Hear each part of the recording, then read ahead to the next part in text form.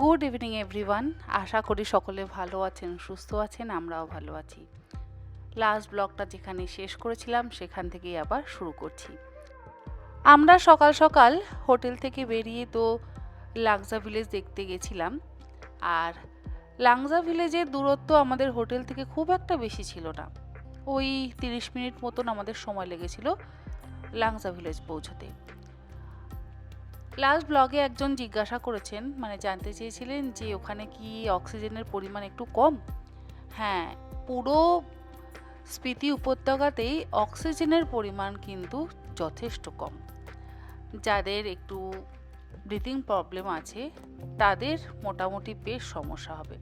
আমাদের অবশ্য কারোরই কোনো রকম সমস্যা হয়নি, তবে হাই অল্টিটিউড তো যাদের কোনো রকম শারীরিক প্রবলেম থাকে বা থাকবে তাদের ডক্টরের সাথে কনসাল্ট করেই কিন্তু এই স্পিতি উপত্যকা যাওয়া উচিত।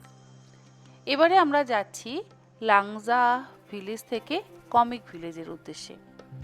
আর বলেছিলাম যে একটা বাইক আমরা রেন্টে নিয়েছি পুরো দিনের জন্য। এখন রোহিত চালাচ্ছে আর আমার ছেলে রোহিতের সাথে আছে। ওই কিছুক্ষণ করে আমরা একবার বাইকে চড়ছি। প্রথমে রোহিতের মেয়ে বসলো, এবারে আমার ছেলে, এরপরে রোহিতের বউ মানে আমার বোন, তারপরে হবে আমার টান। এই করে আমরা আবার গাজায় পৌঁছবো। আর প্রাকৃতিক সৌন্দর্য তো সত্যিই অসম্ভব সুন্দর। দূরে কি সুন্দর সাদা পাহাড় দেখা যাচ্ছে, আর চারিদিকের পরিবেশটাও বেশ সুন্দর।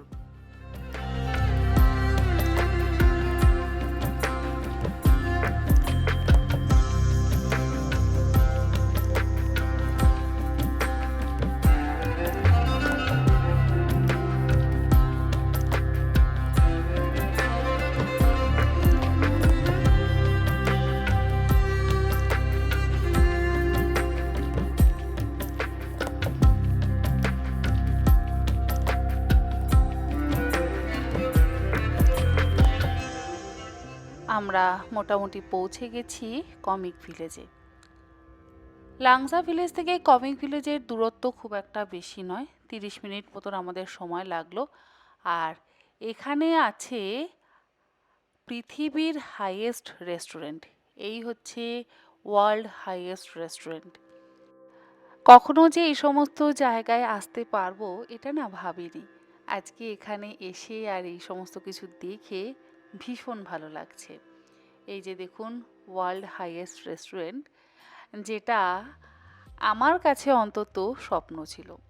আর এই যে সুন্দর ভিডিও করে এনেছি, এটা সারা জীবনের জন্য কিন্তু আমাদের স্মৃতি হয়ে থাকবে। আর এখানে এসে দেখলাম বেশ বয়স্ক মানুষজনও কিন্তু এখানে এসেছেন, মানে ধরুন ওই 65, 66 বা 70 বছরের বয়স্ক মানুষজনও দেখলাম এসছে। দেখে বেশ ভালো লাগলো। আর ওই যে দেখুন দুজন যাচ্ছে, মানে দুজন মানুষকে যে দেখা যাচ্ছে, একজন হচ্ছে আমার ছেলে আর একজন হচ্ছে আমার হাজবেন্ড। সবার আগে রয়েছে ছেলে আর পেছনে রয়েছে বাবা। জানি না ওখানে ওরা কি দেখতে যাচ্ছে, বেশ অনেকটা উঁচুতে। আর সেই জন্যই আমরা আর কেউ যাইনি, বাবা ছেলে দুজনেই গেছে।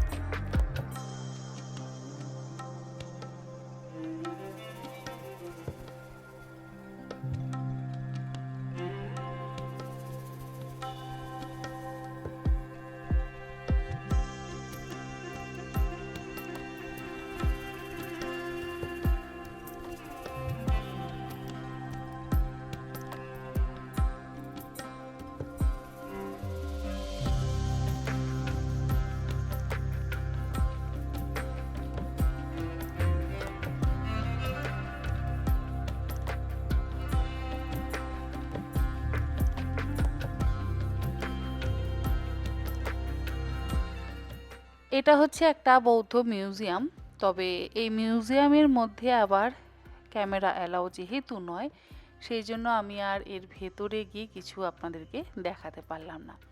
তবে চারিদিকের সৌন্দর্যটা আপনাদের সাথে শেয়ার করছি। অসম্ভব সুন্দর, মানে আমি কোন দিকটা ছেড়ে কোন দিকটা বলবো যে এই দিকটা সুন্দর ওই দিকটা সুন্দর, চারিদিকটাই এত সুন্দর যে আমার বলার ভাষা আর কিছু নেই। মনে হচ্ছে যেন আমরা স্বর্গে চলে এসেছি। স্বর্গ যে আর কত সুন্দর তা আমাদের কারোরই জানা নেই, তবে এখানকার সৌন্দর্য দেখে মনে হচ্ছে আমরা সত্যি সত্যি স্বর্গেই চলে এসেছি। কিন্তু এখানেও বেশ অক্সিজেনের পরিমাণ কম। হাজবেন্ড আর ছেলে তো অনেক ওপরে উঠেছিল, ওদের অবশ্য কোনো সমস্যা হয়নি। জানি না আমরা গেলে আমাদের কি হতো। যাকে এবারে একটু খিদে পেয়েছে, তাই দেখি এই পৃথিবীর সবথেকে উচ্চতম রেস্টুরেন্টে আমাদের জন্য কি আছে।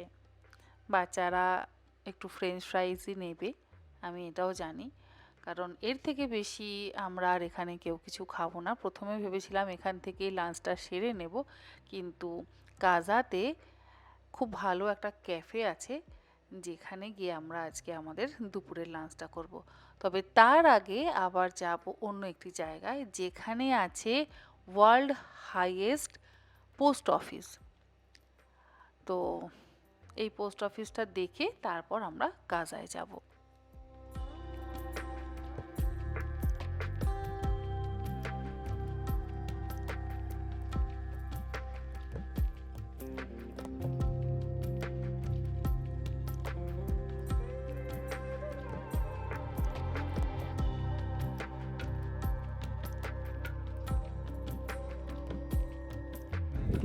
লাংজা থেকে আমরা গেছিলাম কমিক ভিলেজ।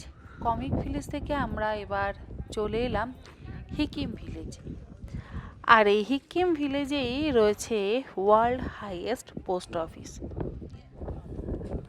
এগুলো যে আছে এটাও কিন্তু আমার না জানা ছিল না। আমি আমার রান্নাবান্নার জগৎ নিয়ে এতটাই ব্যস্ত থাকি যে এগুলো আমি কিছুই জানতাম না। এখানে এসছি, দেখছি, আর সত্যি ভীষণ ভালো লাগছে। অনেক কিছু জানতে পারছি, আর আমার নিজের চোখ দিয়ে আমি তো দেখলাম, তার সাথে ক্যামেরা বন্দি করলাম এবং আপনাদের সাথে আমি শেয়ার করলাম, যেটা আমার আরো বেশি ভালো লাগছে। অনেক উপরে, অনেক উপরে, অনেক কত উপরে। ফিট এটা? এটা কত? পিন কোড হচ্ছে 172114। ওকে, আর ওটা হচ্ছে সুভেনিয়ার শপ। ওকে, ওখান থেকে সব সুভেনিয়ার কালেক্ট করছে। তুই যাবো, বাবা তো ফটো তুলে দিই, বুঝলি না?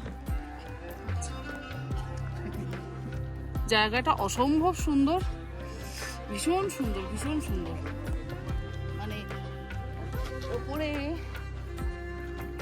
নীল আর সাদা আকাশ, তারপরে বরফে ঢাকা পাহাড়, তারপরে আবার সবুজ আর ধূসর বর্ণের পাহাড়, তারপরে কালো, মানে সব মিলিয়ে মিশিয়ে এই প্রাকৃতিক সৌন্দর্যটা সাংঘাতিকভাবে উপভোগ করার মতন। এটা মানে চোখে না দেখলে বলে বোঝানো যাবে না, জাস্ট বলে বোঝানো যাবে না, এত সুন্দর চারিদিকটা, এত সুন্দর, এক একটা দিক এক এক রকম, ভীষণ সুন্দর, ভীষণ সুন্দর।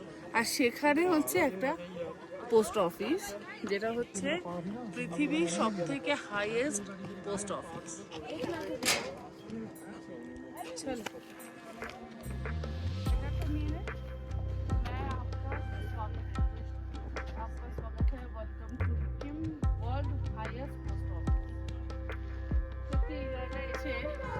একটা আলাদা রকম অনুভূতি হচ্ছে, এত সুন্দর জায়গাটা, এত সুন্দর।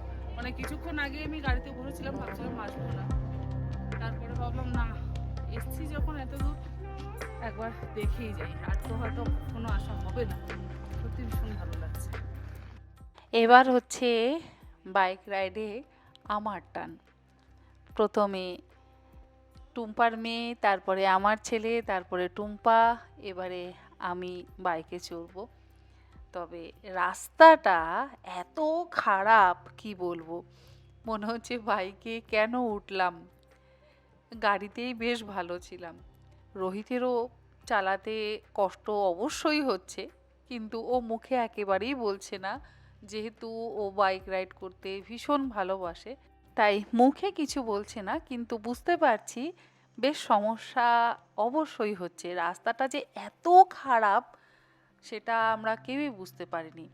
আপনারা হয়তো আমার হাতের ক্যামেরার মুভমেন্ট দেখেই বুঝতে পারছেন যে কতটা ঝাঁকুনি দিচ্ছে। ছেলে যখন বাইক রাইড করলো তখন রাস্তাটা কিন্তু ভীষণ সুন্দর ছিল, ভীষণ স্মুথ ছিল। আর এখন পুরো রাস্তাটাতে এত পাথর, এত উঁচু নিচু একটা রাস্তা, মনে হচ্ছে যেন কেন গাড়ি ছেড়ে বাইকে বসলাম। গাড়িটাই বেশ ভালো ছিল, তবে প্রাকৃতিক সৌন্দর্যটা আবার বাইকে বেশি ভালো লাগছে, গাড়িতে এতটা কিছু উপভোগ করা যাচ্ছিল না।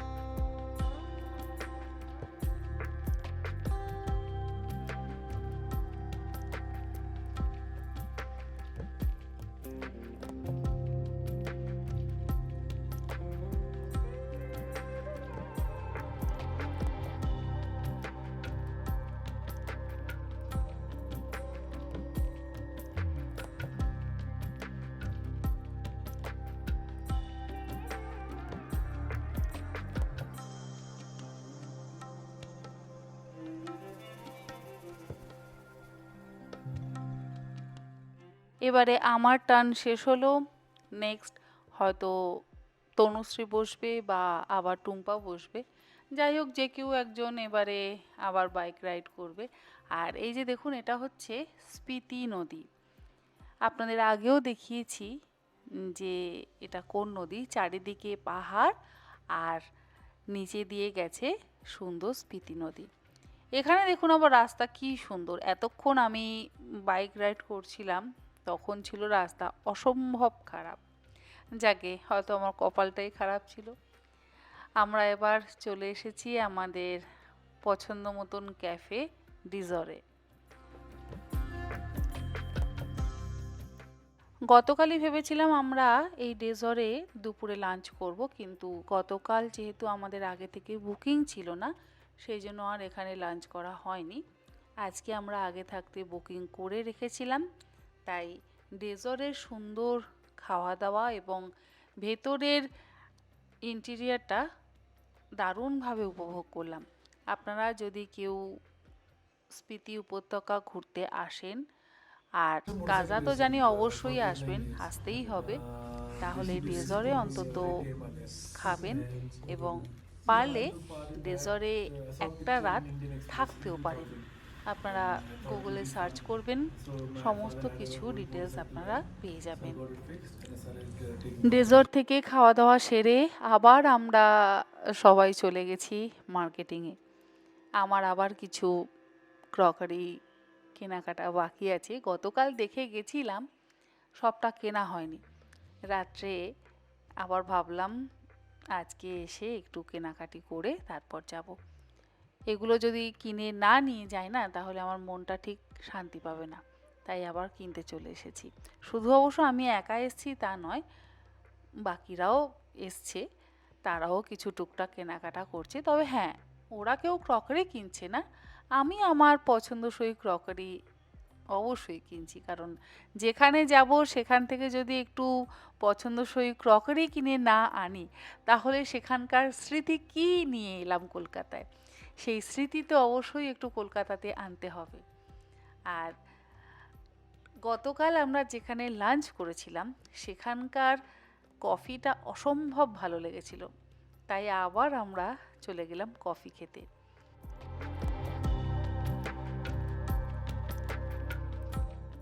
আর এখানেই আজকের ভিডিওটা শেষ করছি। আগামীকাল আবারও আপনাদের সাথে নতুন একটা ভিডিও শেয়ার করব, নতুন একটা জায়গা থেকে। আশা করি আজকের ভিডিওটা আপনাদের ভালো লাগলো। আপনারা সকলে ভালো থাকবেন, সুস্থ থাকবেন। ধন্যবাদ।